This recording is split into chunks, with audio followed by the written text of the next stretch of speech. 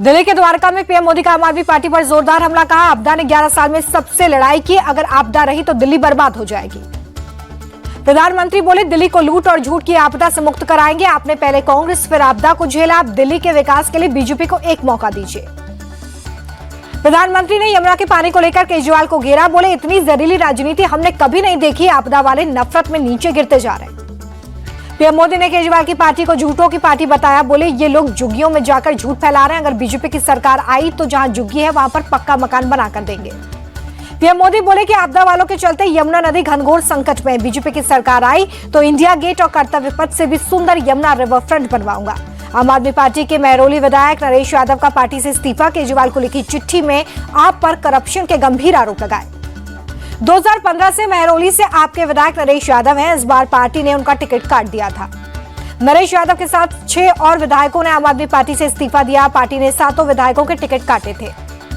दिल्ली में जहरीले पानी पर विवाद जारी, केजरीवाल के घर के बाद यूथ कांग्रेस का प्रदर्शन। कांग्रेस कार्यकर्ताओं ने केजरीवाल के पोस्टर को यमुना के पानी में नहलाया, पुलिस ने प्रदर्शनकारियों को बैरिकेडिंग कर रोका। कांग्रेस नेता संदीप दीक्षित ने केजरीवाल को बहस की चुनौती दी, कहा आप सरकार ने दिल्ली में कोई काम नहीं किया। जहरीले पानी के विवाद पर केजरीवाल का बड़ा बयान, बोले यमुना में अमोनिया का लेवल नीचे आया, हमारे संघर्ष के बाद पानी की क्वालिटी ठीक। केजरीवाल बोले कि हरियाणा सरकार ने साजिश की, सीएम सैनी के खिलाफ एफआईआर दर्ज हो। केजरीवाल ने कहा कि पानी के जरिए बीजेपी ने सियासी साजिश की है, चुनाव आयोग ने पहले से तय कर रखी है सजा। यमुना के पानी को लेकर चुनाव आयोग से मिले केजरीवाल, 6 पन्नों की चिट्ठी में 5 सवालों के जवाब दिए, कहा हिंदू धर्म में पानी रोकने से बड़ा कोई पाप नहीं। चुनाव आयोग से मुलाकात के बाद बोले संजय सिंह, आयोग को बताया यमुना के पानी में जहर मिलने की साजिश हुई, चुनाव आयोग ने जांच करवाने की बात कही। यमुना के पानी में जहर विवाद में सौरभ भारद्वाज ने मुख्य चुनाव आयुक्त से की अपील, खुद पीकर देखें यमुना का पानी। कांग्रेस नेता इमरान मसूद ने यमुना के पानी को लेकर हरियाणा के मुख्यमंत्री पर बोला हमला, कहा सोनीपत का पानी दिखाइए तब पता चलेगा यमुना कितनी गंदी है। अरविंद केजरीवाल ने फिर चुनाव आयोग पर साधा निशाना, कहा दिल्ली में खुलेआम पैसे और सामान बांटा जा रहा है, चुनाव आयोग चुप है। चुनाव आयोग के खिलाफ केजरीवाल के बयान पर बीजेपी सांसद प्रवीण खंडेलवाल का पलटवार, कहा केजरीवाल का मानसिक संतुलन बिगड़ गया है। बीजेपी सांसद मनोज तिवारी ने आप पर साधा निशाना, कहा दिल्ली ने पूरी तरह से ठान लिया है, 5 फरवरी को आप जाएगी। अरविंद केजरीवाल को लेकर यूबीटी सांसद प्रियंका चतुर्वेदी का बयान, दिल्ली की जनता से किए गए वादे अरविंद केजरीवाल ही पूरा कर सकते हैं। दिल्ली के मोती नगर विधानसभा में उत्तराखंड सीएम पुष्कर सिंह धामी ने की रैली, बीजेपी प्रत्याशी हरीश खुराना के लिए मांगा वोट। दिल्ली के वोटरों को पीएम मोदी की चिट्ठी, बीजेपी उम्मीदवार के समर्थन में वोट की अपील। दिल्ली चुनाव में उतरेंगे एनडीए सांसद, कल से 3 फरवरी तक करेंगे जनसंपर्क, सभी से वोट करने की अपील। दिल्ली के राजेंद्र नगर में आप सांसद राघव चड्ढा ने किया रोड शो, दुर्गेश पाठक के लिए मांगे वोट, कहा यहां से हमारी जीत पक्की। लोकसभा में आर्थिक सर्वेक्षण पेश हो गया, वित्त मंत्री निर्मला सीतारमण ने 2024-25 का इकोनॉमिक सर्वे पेश किया। आर्थिक सर्वेक्षण में वित्त वर्ष 2026 के लिए जीडीपी ग्रोथ 6.3% से 6.8% रहने का अनुमान, जीएसटी कलेक्शन 10.62 लाख करोड़ रह सकता है। राष्ट्रपति के अभिभाषण के साथ बजट सत्र की शुरुआत हुई है, राष्ट्रपति ने महाकुंभ हादसे पर दुख जताया। राष्ट्रपति मुर्मू बोली कि गरीबों के विकास के लिए सरकार प्रतिबद्ध है, किसानों के हित में कई फैसले किए।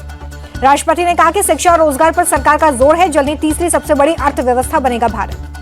राष्ट्रपति ने 1 नेशन 1 इलेक्शन का भी जिक्र किया, बोली सरकार एक देश एक चुनाव पर तेजी से कर रहा है। राष्ट्रपति मुर्मू बोली सरकार ने 25 करोड़ लोगों को गरीबी से बाहर निकाला, सरकार का मंत्र सबका साथ सबका विकास। राष्ट्रपति बोले कि 10 साल में विकसित भारत की यात्रा को नई ऊर्जा मिली है, महिला सशक्तिकरण पर सरकार का जोर है। राष्ट्रपति बोले इकोनॉमी को पॉलिसी पैरालिसिस से निकालने के लिए संकल्पित छोटे उद्योगों को मिल रहा है बड़ा मौका। राष्ट्रपति बोले भारत ने पूरी दुनिया में ग्लोबल लीडर की पहचान बनाई, भारत की नीति और नीयत पर दुनिया को भरोसा। पीएम मोदी ने राष्ट्रपति के अभिभाषण की तारीफ की, बोले अभिभाषण में भारत के विजन की झलक, युवाओं को आगे बढ़ने का मिलेगा मौका। बजट सत्र से पहले पीएम मोदी बोले तीसरे कार्यकाल का कल पहला पूर्ण बजट पेश होगा, देश में नया विश्वास पैदा करेगा बजट। पीएम मोदी बोले कि तीसरे कार्यकाल में सरकार मिशन मोड में 2047 तक विकसित भारत के संकल्प को करेंगे पूरा। प्रधानमंत्री ने कहा कि रिफॉर्म, परफॉर्म और ट्रांसफॉर्म हमारा मूल मंत्र है, मिशन मोड में देश के विकास के लिए काम करेंगे। प्रधानमंत्री ने विपक्ष पर साधा निशाना, बोले 2014 के बाद ये पहला सत्र जब विदेश से चिंगारी नहीं सुलगी, चिंगारी को हवा देने वालों की कमी नहीं। वित्त मंत्री निर्मला सीतारमण कल संसद में बजट करेंगी पेश, वित्त मंत्री ने आम बजट को अंतिम रूप दे दिया है। सोनिया गांधी ने राष्ट्रपति को पुअर लेडी बताया, कहा बेचारी भाषण के आखिर तक थक गई, बीजेपी का पलटवार, राष्ट्रपति बेचारी नहीं सशक्त महिला। राष्ट्रपति पर बयान को लेकर पीएम मोदी ने सोनिया और राहुल को घेरा, बोले कांग्रेस के शाही परिवार ने आदिवासी बेटी का अपमान किया। पीएम मोदी बोले कि कांग्रेस को आदिवासी बेटी का बोलना बोरिंग लगता है। सोनिया गांधी ने राष्ट्रपति को पुअर लेडी कहकर अपमानित किया। प्रियंका गांधी बोली, सोनिया गांधी के दिल में राष्ट्रपति के लिए पूरा सम्मान। दुर्भाग्य से मीडिया ने उनके बयान को तोड़ मरोड़ कर पेश किया। बीजेपी की सोनिया गांधी से माफी की डिमांड पर प्रियंका गांधी का पलटवार। बोले, पहले बीजेपी देश को बर्बाद करने के लिए माफी मांगे। कांग्रेस सांसद प्रियंका गांधी वाड्रा का बयान, यह सरकार वास्तविक मुद्दों पर बात नहीं करती। राष्ट्रपति पर कांग्रेस नेताओं की टिप्पणी पर राष्ट्रपति भवन ने जताई नाराजगी। बयान जारी कर कहा, ऐसी टिप्पणियां सर्वोच्च पद की गरिमा को ठेस पहुंचाने वाली। राष्ट्रपति भवन ने कहा कि राष्ट्रपति किसी भी समय थकी हुई नहीं थी। हाशिए पर पड़े समुदाय, महिलाओं और किसानों के लिए बोलना कभी भी थका देने वाला नहीं हो सकता। कानून मंत्री किरण रिजिजू का बयान, सोनिया गांधी का प्रेसिडेंट मुर्मू पर बयान आपत्तिजनक। कांग्रेस ने फिर किया आदिवासी महिला का अपमान। बीजेपी सांसद संबित पात्रा ने सोनिया गांधी के बयान को बताया दुखद। कहा, राष्ट्रपति पर ऐसी टिप्पणी करना गलत। केंद्रीय मंत्री अर्जुन राम मेघवाल ने कहा कि सोनिया गांधी ने आदिवासी राष्ट्रपति का अपमान किया। बजट को लेकर कांग्रेस सांसद प्रमोद तिवारी बोले, उम्मीद है कि जिस तरह से उत्पादन गिरा है, बाजार में मंदी आई है, सरकार कुछ सार्थक पहल करेगी। संसद भवन में एनडीए नेताओं और सांसदों की मीटिंग हुई। बजट सत्र को लेकर रणनीति बनी। जापान दौरे पर पहुंचे सीएम मोहन यादव बोले, निवेशकों ने मध्य प्रदेश में निवेश करने की इच्छा जताई। युवाओं के लिए रोजगार पैदा होंगे।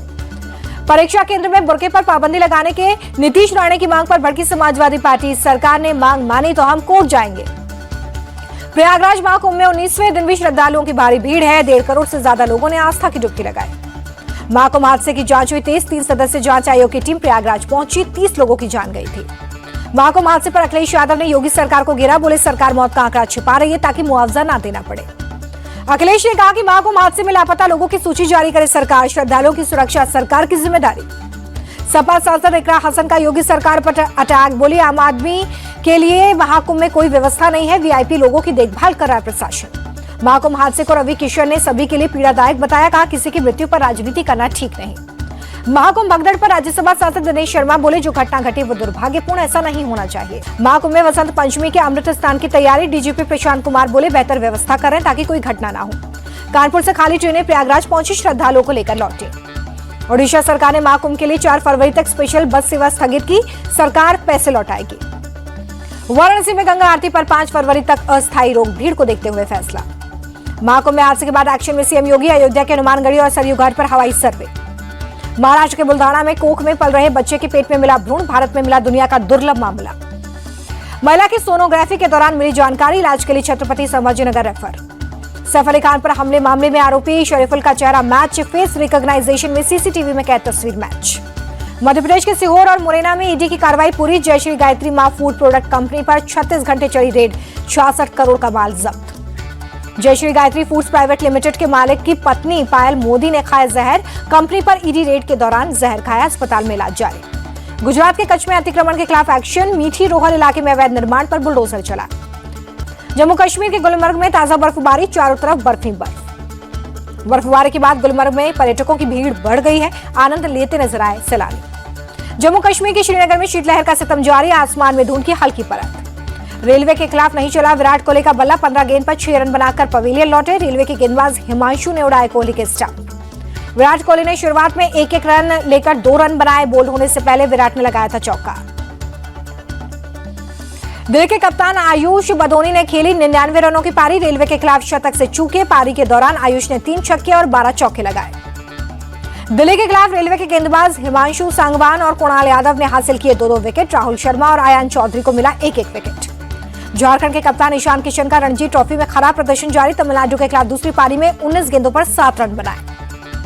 बढ़त के साथ बंद हुआ शेयर बाजार। सेंसेक्स 740 अंक तो वहीं निफ्टी 258 अंकों की उछाल के साथ बंद। भारत का विदेशी मुद्रा भंडार 5.574 अरब डॉलर बढ़कर 629.557 अरब डॉलर पर पहुंचा। यूएस डॉलर के मुकाबले रुपए का भाव 3 पैसे बढ़ा है। 1 डॉलर की कीमत 86 रुपए 59 पैसे।